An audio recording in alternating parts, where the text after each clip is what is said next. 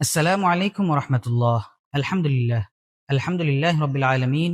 ওসলাত ওয়াসসালামু আলা সঈদুল আম্বিয়া ওয়াল মুরসালিন ওয়া আলা আলিহি ওয়া আসহাবিহি আজমাইন ওয়া মান তাবিআহুম আজমাইন ওয়া বা'দ। সম্মানিত দর্শক শ্রোতা, মুসলিম ভাই বোন এবং বন্ধুগণ, সকলকে আন্তরিক শুভেচ্ছা ও মোবারকবাদ। সম্মানিত দর্শক শ্রোতা, মানুষ নিজের জীবনের মালিক নয়, মানুষ নিজের মরণেরও মালিক নয়। জীবন এবং মৃত্যু উভয়টি আল্লাহ পাক রব্বুল ইজ্জত জাল্লা জালালুহু সৃষ্টি করেছেন, তাই তিনিই এগুলোর মালিক।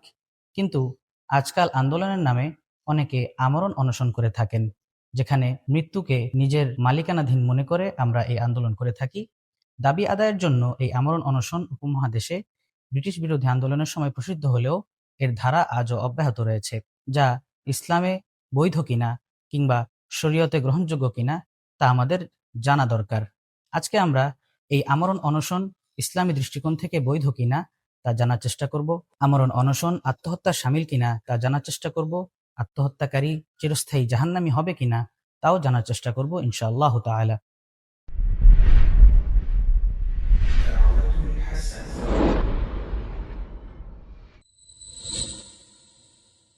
আল্লাহ পাক রব্বুল আলামিন পবিত্র কালামুল্লাহতে বলেন, লা তাকতুলু আনফুসাকুম, অর্থাৎ তোমরা নিজেদেরকে হত্যা করো না। অন্যথায় আল্লাহ তাআলা বলেন, তোমরা তোমাদের নিজেদেরকে ধ্বংস মুখে পতিত করো না। আর হাদিসে পাকে রাসূলুল্লাহ সাল্লাল্লাহু আলাইহি ওয়াসাল্লাম আত্মহত্যাকারীর ব্যাপারে বলেন, যে ব্যক্তি পাহাড় থেকে লাফ দিয়ে আত্মহত্যা করলো সে জাহান্নামেও লাফ দিতে থাকবে। যে বিষ পানে আত্মহত্যা করলো, জাহান্নামে তার হাতে বিষের বোতল থাকবে, সে তা পান করতে থাকবে এবং সে চিরস্থায়ী জাহান্নামী থাকবে। রাসূলুল্লাহ সাল্লাল্লাহু আলাইহি ওয়াসাল্লাম আরো বলেন, যে ব্যক্তি ছুরিকাঘাতে নিজেকে আত্মহুতি দিবে সে জাহান্নামেও চিরস্থায়ীভাবে এই শাস্তি ভোগ করতে থাকবে। আহলুস সুন্নাহ ওয়াল জামায়াতের আকীদা হলো, যে ব্যক্তি এমনভাবে আত্মহত্যা করে যে সে বিশ্বাস করে আত্মহত্যা মহাপাপ, তাহলে তার ঈমান থাকবে, সে চিরস্থায়ী জাহান্নামী হবে না। অন্যথায় যে ব্যক্তি এটিকে নিজের জন্য হালাল মনে করবে সে কাফির হয়ে যাবে এবং সে চিরস্থায়ী জাহান্নামী হবে।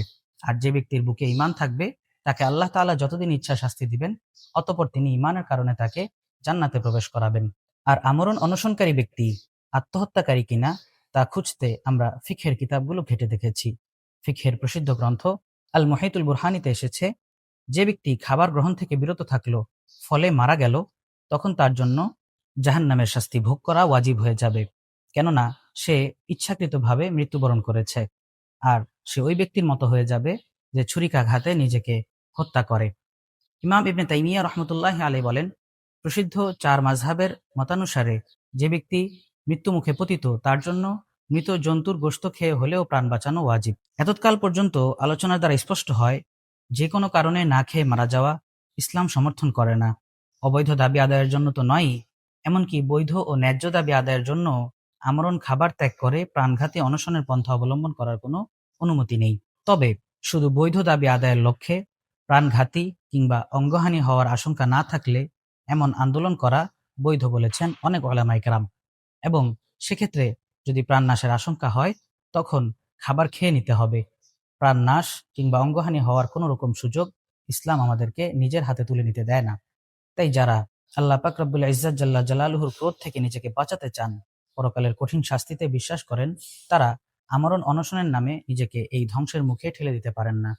আফসোসের বিষয় হলো, আজকাল অনেক উলামায়ে কেরাম রাজনৈতিক কারণে হলেও এগুলোকে বিশ্বাস করে থাকছেন অথবা এগুলোতে সংহতি প্রকাশ করছেন, যা খুবই দুঃখজনক। কোনো ব্যক্তি যদি এমন অবস্থায় পতিত হন, আলেমের উচিত হলো তাকে ওই অবস্থা থেকে ফিরিয়ে নিয়ে আসা। যে ব্যক্তি এমন অবস্থার উপর বিশ্বাস রাখে সে তো নির্বোধ ব্যতীত আর কিছুই নয়। আল্লাহ তাআলা আমাদের সকলকে এমন নির্বোধ আচরণ থেকে বাঁচার তৌফিক দান করেন। আসসালামু আলাইকুম ওয়া রাহমাতুল্লাহি ওয়া বারাকাতুহু।